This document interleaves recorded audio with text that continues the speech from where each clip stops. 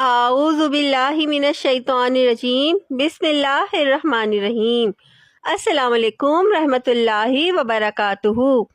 آج ہم بات کریں گے ماہ سفر کے بارے میں۔ جیسا کہ ہم جانتے ہیں کہ ماہ سفر کا مہینہ چل رہا ہے، اور یہ ماہ سفر کا مہینہ اسلامی قمری کیلنڈر کے حساب سے دوسرا مہینہ ہے۔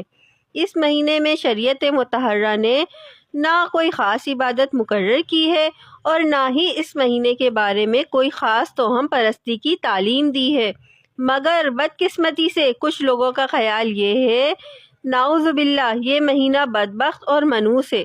اسی وجہ سے اس مہینے میں شادی بیاہ و دیگر خوشی کی تقریبات کے انعقاد سے اجتناب کیا جاتا ہے۔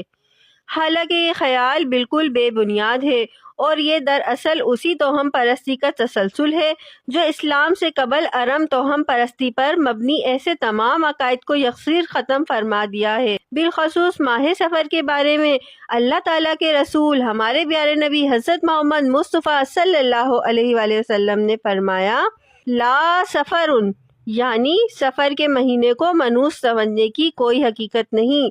5575 صحیح بخاری۔ اس واضح ارشاد نبوی کے باوجود بھی آج کل لوگوں کی ایک بڑی تعداد اس مہینے کو منحوس سمجھتی ہے، بلکہ اس مہینے کے حوالے سے عجیب و غریب چیزیں ہمارے معاشرے میں مشہور ہیں۔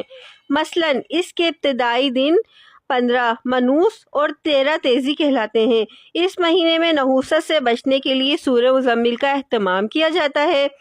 صرف اسی مہینے میں ہی کیوں؟ قرآن پاک اور اس کی ساری صورتیں ہر وقت پڑھنا چاہیے۔ صرف اسی مہینے میں جنات سے حفاظت کے عمل کیے جاتے ہیں؟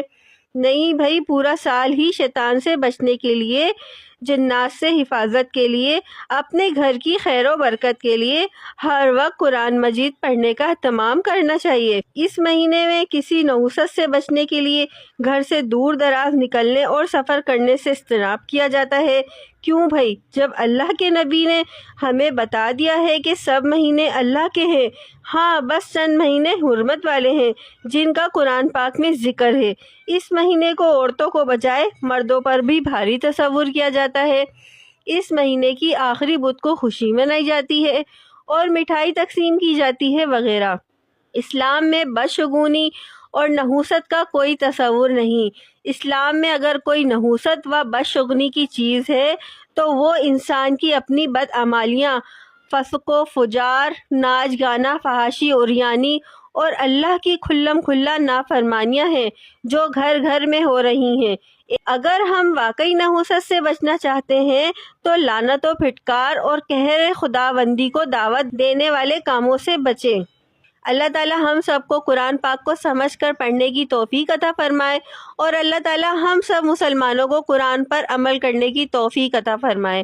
آمین ثم آمین۔